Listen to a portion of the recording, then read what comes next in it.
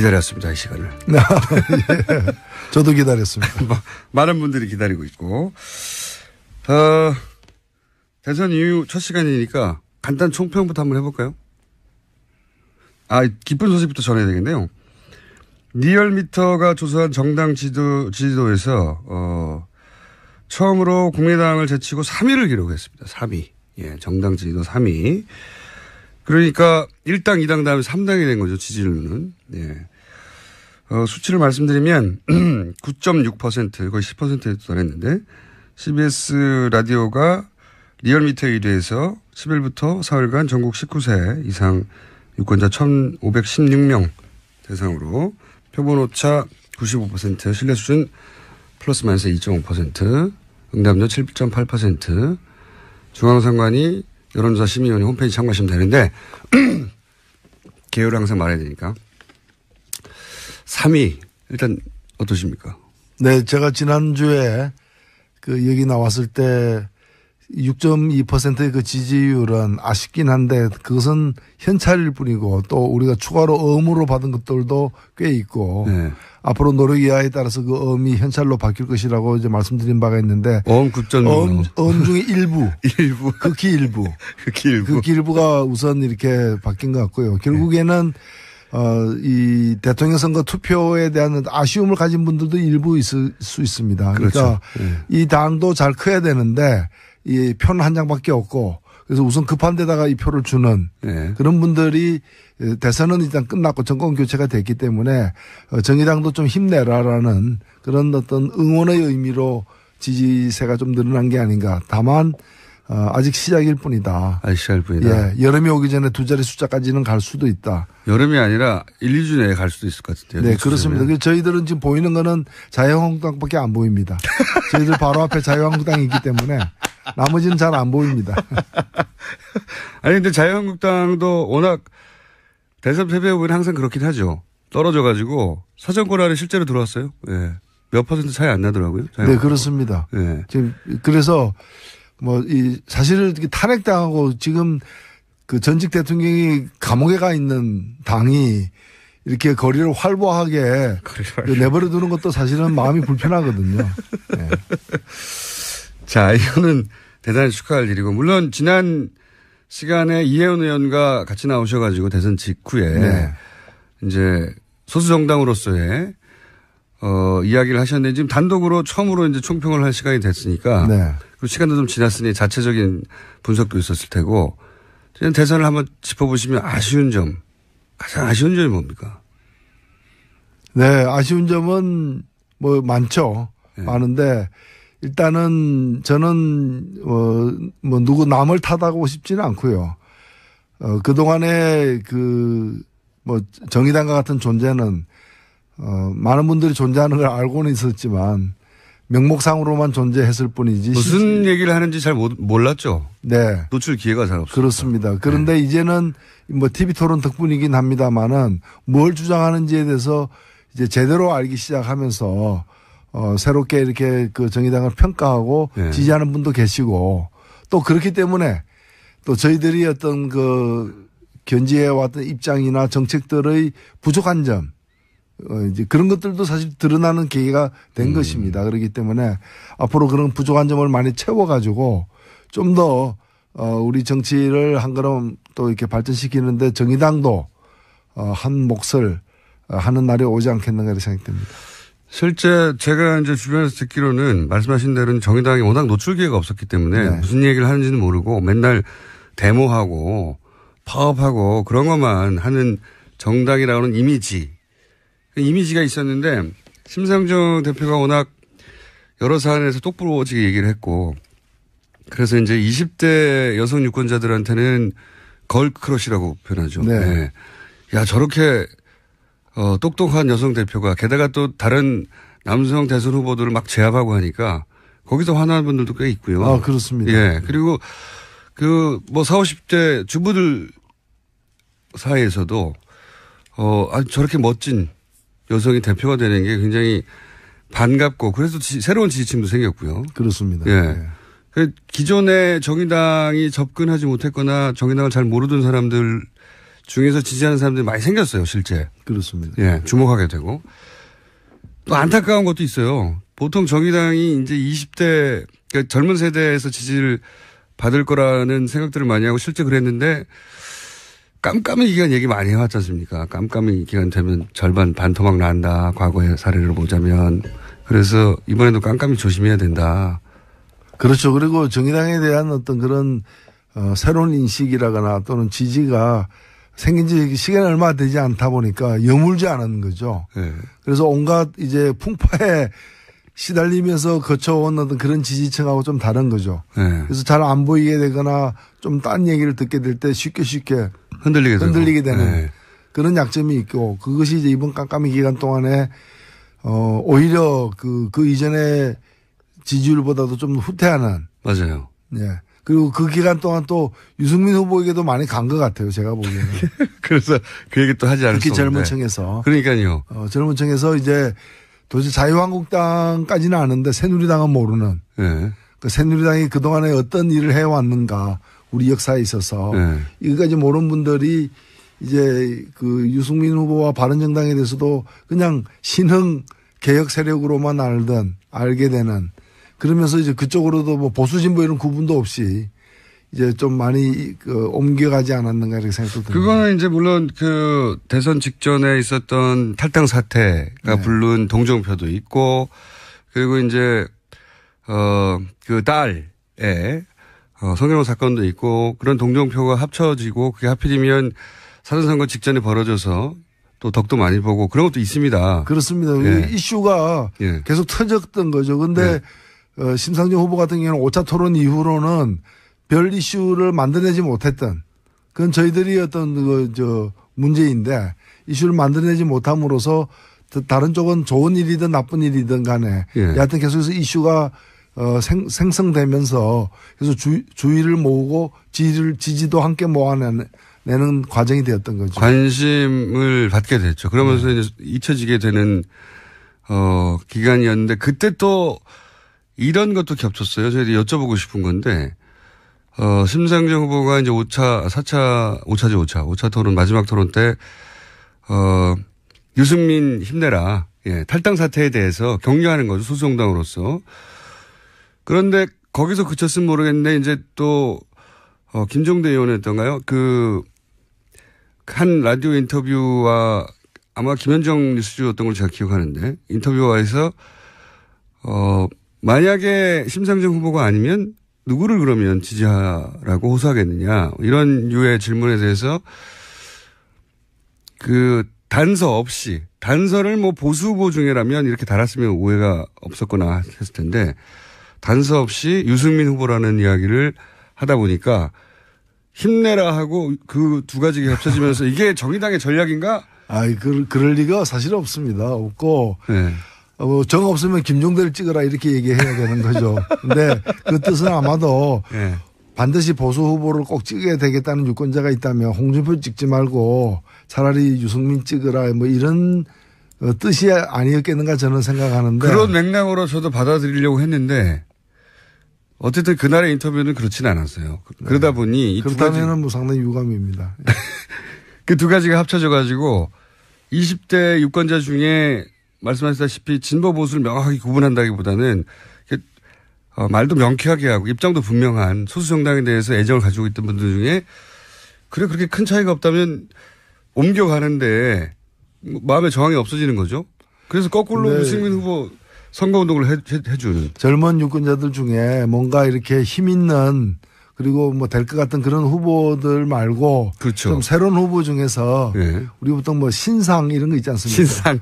예, 뭐 얼리 어답터 뭐 이런 뭔가 새로 나오게 되면 이제 아직 네. 덜 팔리더라도 자기는 선택하고 싶은 그런 걸 찾으려고 하는 젊은 유권자들에게는 뭐 심상정 후보도 네. 신상으로 보였지만은 유승민 후보도 신상으로 보였던 거죠. 그렇게 신상으로 보이는 뭐랄까요.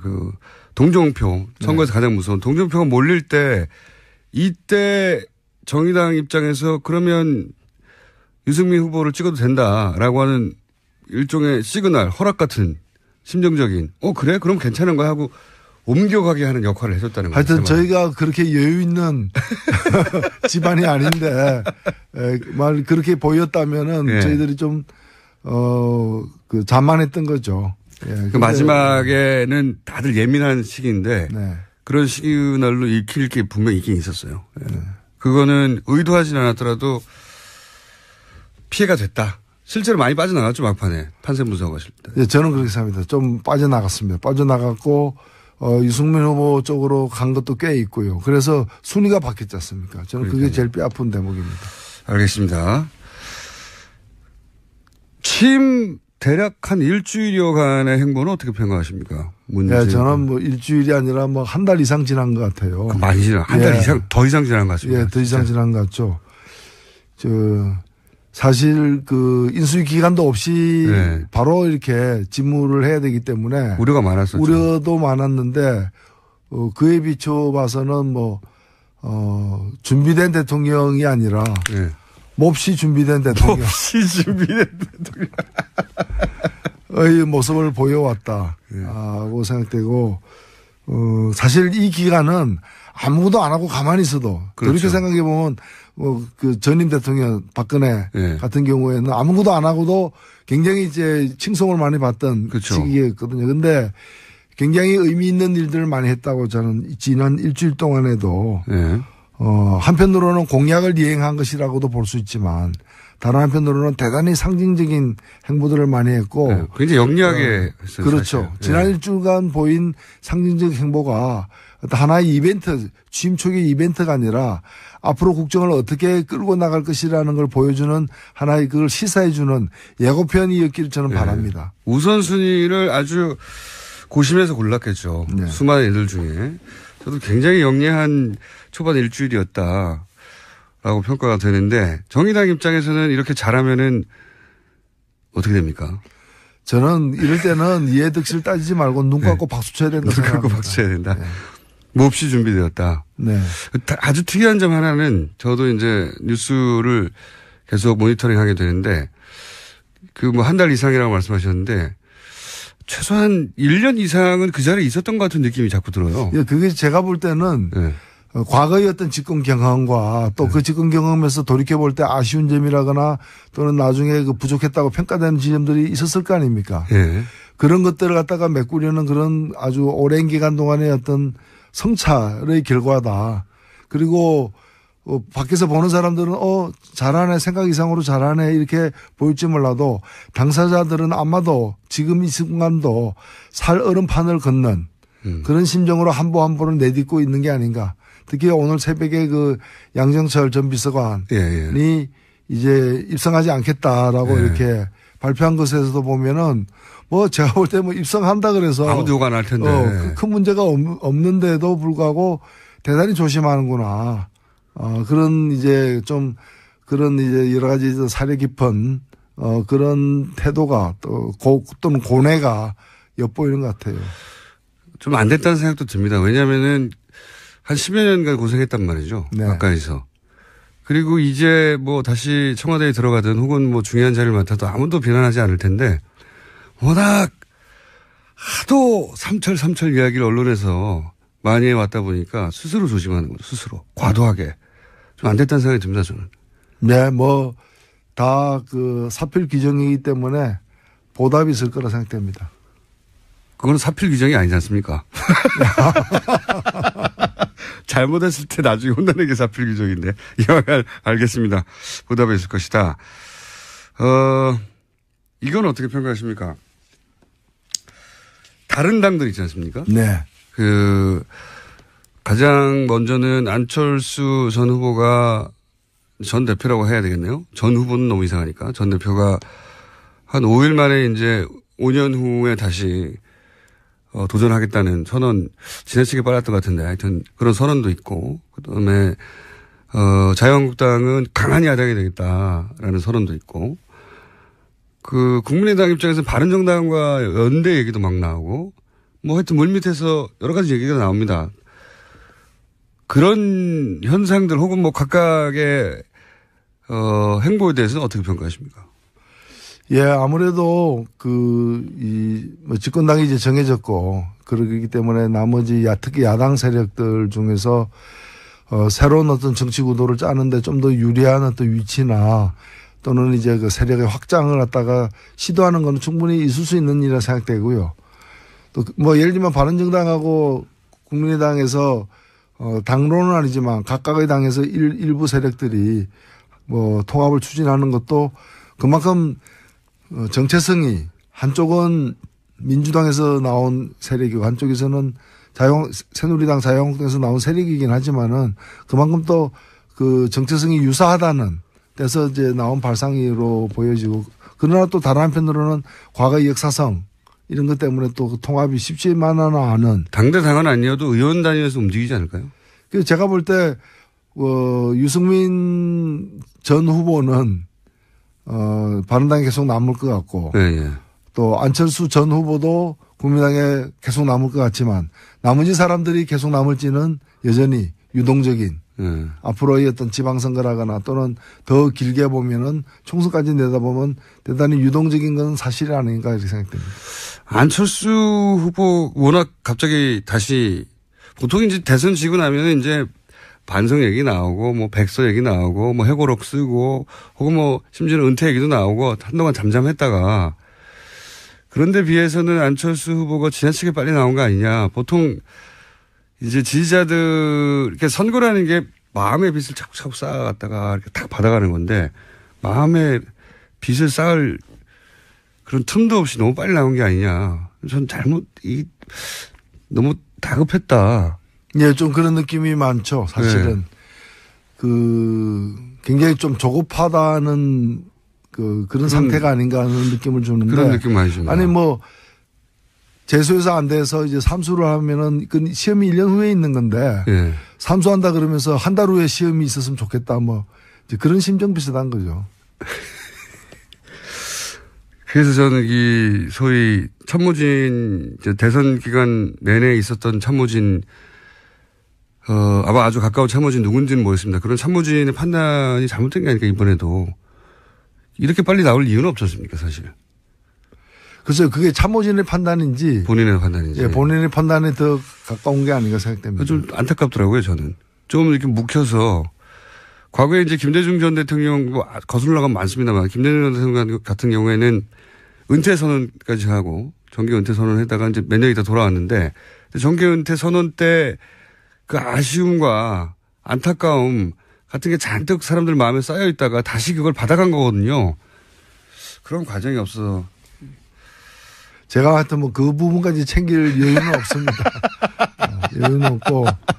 저는 뭐 오히려 더 눈여겨봐야 될 것은 뭔가면은 뭐 어저께 나온 여론조사이긴 합니다만은 그 같은 여론조사에서 국민의당이 이제 8.8%인가요? 네네. 4위가 되었는데 물론 여론조사란 거는 뭐 좀 앞으로도 달라질 수 있겠습니다만은 선거 결과 지난 일주일 전에 선거에서 안철수 후보가 얻었던 득표의 거의 3분의 1 수준으로 떨어졌거든요. 네. 절반 이하로 떨어졌는데 일주일 만에 그것도 원래 국민의당을 지지하지 않던 사람들이 문제가 아니라 국민의당을 지지했던 안철수 후보를 지지했던 사람의 3분의 2 가까운 사람이 떨어져 나갔다는 거죠. 마치 무슨 소설 제목처럼 추락하는 것은 날개가 없다는 식으로 이제 떨어져 나가버렸는데 이런 걸 좀 눈여겨봐야 될 것 같아요. 네. 그러니까요. 냉철한 자기 분석이 먼저 있어야 될 것 같은데 그거 전에 먼저 나와서 잘못된 판단이었던 것 같은데 정의당 입장에서 그걸 챙길 여력이 없고요. 이걸 어떻습니까? 그게 이제 초반에 이제 투닥투닥 왔다 갔다 했던 말들이었는데 정의당에 누군가도 입각할 수 있고 바른정당에 누군가도 입각할 수 있고 이건 물론 청와대에서 나온 얘기는 아니었습니다. 이제 민주당 인사들 입에서 이제 본인들의 아이디어였는지 혹은 대선 기간 동안 그런 정도의 아이디어가 왔다 갔다 했던 거를 이제 대선이 끝나고 나서 기쁜 마음에 입 밖으로 낸 건지 그건 모르겠습니다만 그런 아이디어를 왔다 갔다 했잖아요. 정의당 입장에서는 그런 입각 제한이 만약이라도 있다면 어떻게 대응하실 생각이십니까? 근데 현실로 되지 않은 걸 전제로 해가지고 네. 말씀을 드리기는 쉽지 않고요. 다만 후보들이 한 얘기를 가지고 명백히 직접 한 얘기들을 보면은 뭐 공동정부라거나 예. 협치라거나 뭐 통합정부라거나 이런 이야기들이 그 예외 없이 많은 분들이 얘기를 그렇죠. 했었어요. 예, 예. 홍준표 후보이고는 다 얘기했는 거예요. 다 얘기한 부분들인데 예. 이제 이런 부분들은 물론 이제 선거의 득표 전략상으로 한 부분도 있겠지만은 예. 또 여소야대라는 누가 집권을 하든 여소야대일 그렇죠. 수밖에 없는 엄연한 현실을 배경으로 이루어진 얘기들이긴 합니다. 그렇기 때문에 이런 것들이 구체적으로 어떻게 실현될 것인지에 대해서 사실 이게 우리 그 정치사에도 그렇게 유례가 많지 않은 예. 사례가 많지 않은 그 드문 일이죠. 예, 드문 일이거든요. 예. 그 일이기 때문에 뭐 과거에 전혀 없었던 건 아닙니다. 김종필 총리 정도 그렇습니다. 좀 이례적인 예. 있었는데. 근데 그때는 아예 DJP 연합을 하고 했으니까요. 그렇죠. 예. 그래서 지금은 어떻게 보면은 일반 논으로서 제기한 겁니다. 구체적인 예. 누구와 그렇죠. 누구 이렇게 제기된 게 아니라 이제 공동정부라 만든 이런 근데 그것이 어떻게 구체화될 것인지 좀 진지하고 정중한 제안이 오면 고려해 볼 수도 있는 거죠. 물론 그렇습니다. 물론 그렇습니다만은 그걸 뭐 어떤 경우에도 안 한다라거나 이렇게 얘기할 수는 없는 것인데 뭐 정의당 입장에서는 뭐 선거 과정에서도 얘기가 됐고 저는 뭐 그전부터도 얘기했습니다만은 예를 들면 어떤 정치 개혁 이런 것을 굵직굵직한 정치 개혁 사안 이런 것을 가지고서 힘을 합하는 예. 선거제도를 바꾼다거나 예. 뭐 아니면은 어떤 저희가 뭐 이번 대선 전에 야3당 공조도 열심히 했습니다만은 서로가 함께 할 수 있는 여러 가지 그 주요한 정책 추진 사안들이 있을 거 아닙니까? 예. 그러니까 하나하나 이렇게 공조하고 또 흩어졌다 공조하고 이게 아니라 그런 것들 좀 패키지로 해가지고 예. 여기서 여기까지 그리고 그 중에는 뭐 일부 몇 개라도 이렇게 또 직접 집권 세력들이 공약한 건 아니라 하더라도 괜찮은 어떤 정책들이 함께 할 수 있다면은 다른 후보의 정책 중에서 그런 것도 이제 포함시켜 가지고 패키지로 해 가지고 같이 밀겠다. 이거 뭐 국민들 앞에 떳떳하게 얘기하고 이런 걸 하기 위해서도 힘을 합하기로 했다라거나 뭐 그렇게 좀 추진되는 것이 더 바람직하지 않겠는가. 그건 뭐 당연히 그런 과정에서 그런 과정 중에 그런 과정에서 이런 뭐 인적인 문제까지도 예. 반드시 포함돼야 된다는 건 아니지만 그럴 수도 경우에 있다. 따라서 포함될 수도 있고 그렇게 되는 것이 좀 더 바람직한 방식이 아니겠는가 생각됩니다.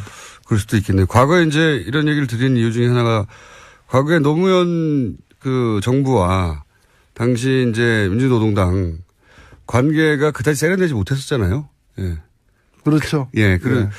아쉬운 기억으로 많은 사람들이 남아있으니까, 이번에는 좀 더 세련되고, 멋진 어떤 협력 관계를 맺을 수도 있지 않을까. 그래서 그 당시에도 제가, 예. 물론 이제 집권 초기는 아닙니다만은, 당시 대통령께서 이제 대연정을 예. 가지고 뭘 하겠다 했을 때 사실 그게 당시 한나라당에 의해서 수용될 가능성이 누가 보더라도 적었거든요. 예. 뭐 그 자체도 이제 평가할 지점이 여러 가지가 있겠지만 차라리 소연정 하자. 민주노동당.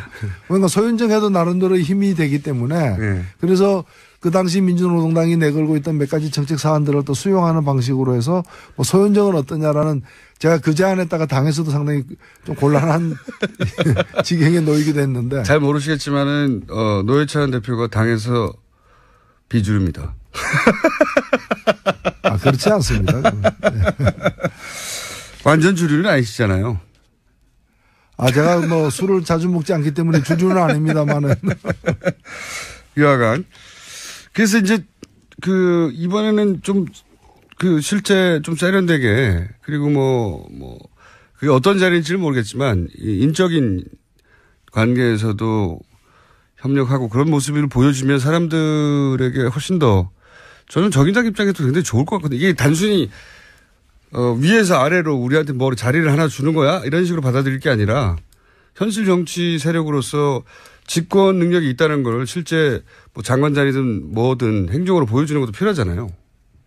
예, 뭐 정치는 생물이기 때문에 예. 뭐는 어떤 경우에도 안 된다. 절대로 안 된다라는 용어는 정치에서는 없는 거죠. 다만 그것이 의미를 갖기 위해서는 거기서 자리 하나가 아니라. 예, 네. 그렇죠. 자리 오히려 자리보다도 정책이나 이런 게 더 중요할 수도 있다는 말씀입니다. 자리가 훨씬 상징적입니다. 조국 민정수석 보십시오. 예. 예. 사람 한 사람 인선하는 것으로 갖는 상징성이나 파고 굉장히 크거든요. 정책을 연대하고 협치해 나가는 것도 굉장히 중요하고 실질적인데. 그거야 뭐 누구에게나 조국은 잘 돼야죠. 네. 조국 민정수석 선임에 대해서는 어떻게 생각하십니까? 제가 그 SNS에도 그런 글을 썼는데 사실 조국 교수는 오랫동안 저희 이제 그 10년 이상 저희 후원회장이었어요. 예. 그래서 사실 그렇게 민정수석이 되면은 제 후원회장을 계속 맡을 수가 없잖아요. 예. 그래서 저는 이제 훌륭한 후원회장을 잃었지만 사실 문재인 정부는 최고의 민정수석을 얻은 셈이다. 어떤 의미에서 최고라고 생각하십니까? 예, 민정수석이라면 이제까지 보면 대통령을 위한 음지에서 일을 갖다가 하는 어떤 그렇죠. 예. 그런 조용히 검찰을 조종하는. 예, 그런 이제 별로 이렇게 그 뭐 좀 백일하에 드러내놓고 공명정대하게 일을 처리할 수 없는 그런 일들을 하는 사람으로 많이 여겨져 왔습니다. 뒷조사 전문 이런 거. 그렇습니다. 느낌이. 예. 근데 오히려 이 조국이라는 사람이 민정수석을 맡음으로써 뭐 별 얘기 안 해도 민정수석이 해야 될 바가 과거와는 180도 달라졌다는 걸 사람들이 느끼게 만드는 효과가 있었던 거죠. 저는 최상의 인선이었다고 생각됩니다. 그렇군요. 얼굴 패권에 대해서는 어떻게 생각하십니까? 네, 저는 뭐 본인도 그것을 자기의 약점이라고 이제 늘 얘기를 해왔고. 그렇게 말하면 저도 정말 미워요. 아니, 저는 뭐 그 심정을 이해할 것 같아요. 저도 과거에 그랬기 때문에. 그래서 저는 뭐 측은지심을 갖고 보고 있습니다. 측은지심.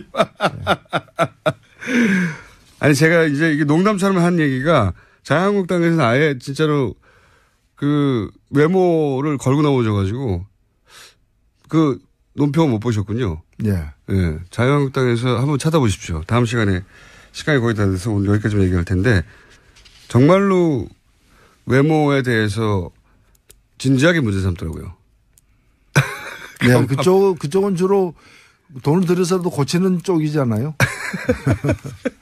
하여튼, 오늘 여기까지 해야 될 것 같은데, 혹시 본인에게 장관 제안이 온다면 지나가는 얘기처럼 제가 여쭤보는 건데, 마지막으로. 고심 끝에 수락 이런 건가요? 예, 궁금하시죠? 다음번에 얘기하겠습니다. 하고 좀 다른 거죠. 네. 그래서 잘 안 보이게 되거나 좀 딴 얘기를 듣게 될 때 쉽게 흔들리게 되는 네. 그런 약점이 있고 그것이 이제 이번 깜깜이 기간 동안에 오히려 그 이전에 지지율보다도 좀 후퇴하는. 맞아요. 예. 그리고 그 기간 동안 또 유승민 후보에게도 많이 간 것 같아요. 제가 보기에는.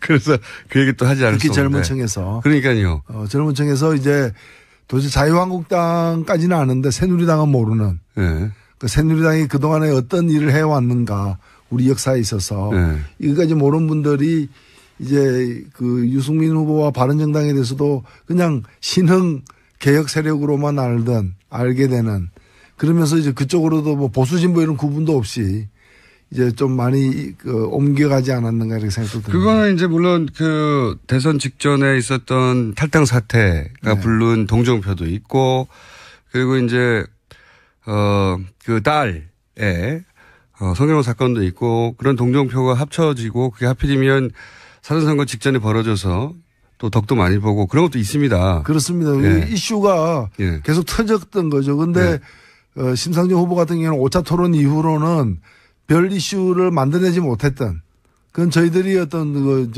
문제인데 이슈를 만들어내지 못함으로써 다른 쪽은 좋은 일이든 나쁜 일이든 간에 여하튼 계속해서 이슈가 생성되면서 그래서 주의를 모으고 지지도 함께 모아내는 과정이 되었던 거죠. 관심을 받게 됐죠. 그러면서 이제 잊혀지게 되는 기간이었는데 그때 또 이런 것도 겹쳤어요. 저희들이 여쭤보고 싶은 건데 심상정 후보가 이제 5차 토론 마지막 토론 때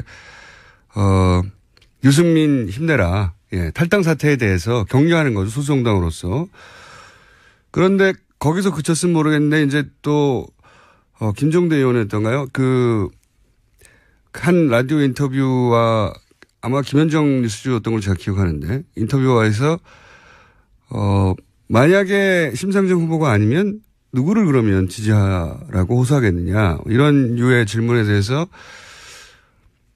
그 단서를 뭐 보수 후보 중에라면 이렇게 달았으면 오해가 없었거나 했을 텐데 단서 없이 유승민 후보라는 이야기를 하다 보니까 힘내라 하고 그 두 가지가 합쳐지면서 이게 정의당의 전략인가? 그럴 리가 사실 없습니다. 없고. 네. 정 없으면 김종대를 찍어라 이렇게 얘기해야 되는 거죠. 근데 그 뜻은 아마도 네.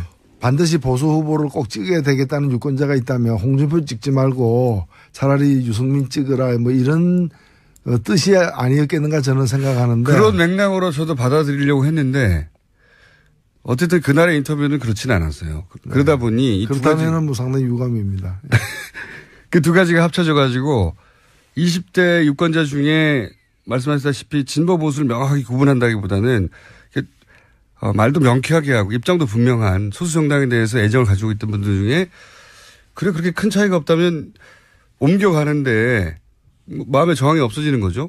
그래서 거꾸로 유승민 후보 선거운동을 해주는. 젊은 유권자들 중에 뭔가 이렇게 힘 있는 그리고 뭐 될 것 같은 그런 후보들 말고. 그렇죠. 좀 새로운 후보 중에서. 네. 우리 보통 뭐 신상 이런 거 있지 않습니까? 신상. 예, 뭐 얼리 어답터 뭐 이런 뭔가 새로 나오게 되면 부족한 점. 이제 그런 것들도 사실 드러나는 계기가 된 것입니다. 그렇기 때문에 앞으로 그런 부족한 점을 많이 채워가지고 좀 더 우리 정치를 한 걸음 또 이렇게 발전시키는데 정의당도 한 몫을 하는 날이 오지 않겠는가 이렇게 생각됩니다.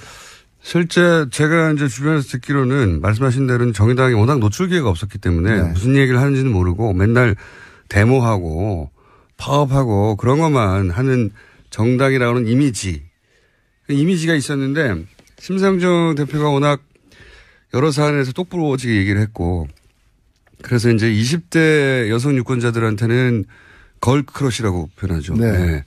야, 저렇게 똑똑한 여성 대표가 게다가 또 다른 남성 대선 후보들을 막 제압하고 하니까 거기서 화나는 분들도 꽤 있고요. 아, 그렇습니다. 예. 그리고 뭐 40, 50대 주부들 사이에서도 저렇게 멋진 여성이 대표가 되는 게 굉장히 반갑고 그래서 새로운 지지층도 생겼고요. 그렇습니다. 예. 네.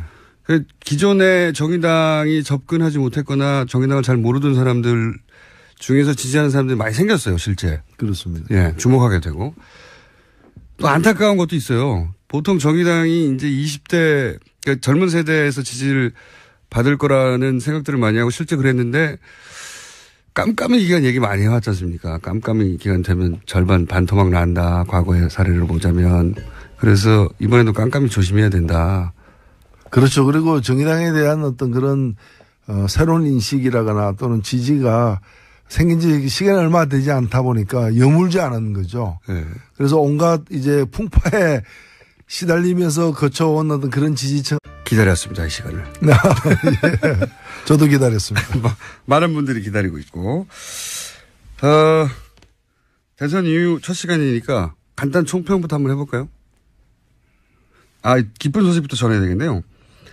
리얼미터가 조사한 정당 지지도에서, 처음으로 국민의당을 제치고 3위를 기록했습니다. 3위. 예, 정당 지지도 3위. 그러니까 1당, 2당 다음에 3당이 된 거죠, 지지율은. 예. 수치를 말씀드리면 9.6% 거의 10%에 도달했는데 CBS 라디오가 리얼미터 1위에서 10일부터 사흘간 전국 19세 이상 유권자 1,516명 대상으로 표본오차 95%, 신뢰 수준 플러스 마이너스 2.5%, 응답률 7.8%, 중앙선관위 여론조사 심의위원회 홈페이지 참고하시면 되는데 개요를 항상 말해야 되니까 3위 일단 어떠십니까? 네, 제가 지난주에 여기 나왔을 때 6.2%의 그 지지율은 아쉽긴 한데 그것은 현찰일 뿐이고 또 우리가 추가로 어음으로 받은 것들도 꽤 있고 네. 앞으로 노력 이하에 따라서 그 어음이 현찰로 바뀔 것이라고 이제 말씀드린 바가 있는데 어음 9.6. 어음 중에 일부. 극히 일부가 우선 이렇게 바뀐 것 같고요. 결국에는 이 대통령 선거 투표에 대한 아쉬움을 가진 분들도 일부 있을 수 있습니다. 그러니까 그렇죠. 네. 이 당도 잘 커야 되는데 이 표는 한 장밖에 없고 그래서 우선 급한 데다가 이 표를 주는 네. 그런 분들이 대선은 일단 끝났고 정권 교체가 됐기 때문에 정의당도 좀 힘내라라는 그런 어떤 응원의 의미로 지지세가 좀 늘어난 게 아닌가. 다만 아직 시작일 뿐이다. 아직 시작일 뿐이다. 예, 여름이 오기 전에 두 자리 숫자까지는 갈 수도 있다. 여름이 아니라 1, 2주 내에 갈 수도 있을 것 같은데요. 네, 그렇습니다. 그래서 저희들은 지금 보이는 거는 자유한국당밖에 안 보입니다. 저희들 바로 앞에 자유한국당이 있기 때문에 나머지는 잘 안 보입니다. 아니 근데 자유한국당도 워낙 대선 패배 후보는 항상 그렇긴 하죠. 떨어져가지고 사정권 안에 실제로 들어왔어요. 예. 몇 퍼센트 차이 안 나더라고요. 네, 그렇습니다. 예. 지금 그래서 사실은 탄핵당하고 지금 그 전직 대통령이 감옥에 가 있는 당이 이렇게 거리를 활보하게 내버려 두는 것도 사실은 마음이 불편하거든요. 네. 자, 이거는 대단히 축하할 일이고, 물론 지난 시간에 이혜원 의원과 같이 나오셔가지고 대선 직후에 네. 이제 소수 정당으로서의 이야기를 하셨는데 지금 단독으로 처음으로 이제 총평을 할 시간이 됐으니까. 네. 그리고 시간도 좀 지났으니 자체적인 분석도 있었을 테고. 지금 대선을 한번 짚어보시면 가장 아쉬운 점이 뭡니까? 네, 아쉬운 점은 많죠. 네. 많은데 일단은 저는 누구 남을 탓하고 싶지는 않고요. 그동안에 정의당과 같은 존재는 많은 분들이 존재하는 걸 알고는 있었지만 명목상으로만 존재했을 뿐이지. 무슨 얘기를 하는지 잘 몰랐죠. 네. 노출 기회가 잘 없어요. 그렇습니다. 그런데 이제는 TV 토론 덕분이긴 합니다만은 뭘 주장하는지에 대해서 이제 제대로 알기 시작하면서 새롭게 이렇게 정의당을 평가하고 네. 지지하는 분도 계시고 또 그렇기 때문에 또 저희들이 어떤 견지해 왔던 입장이나 정책들의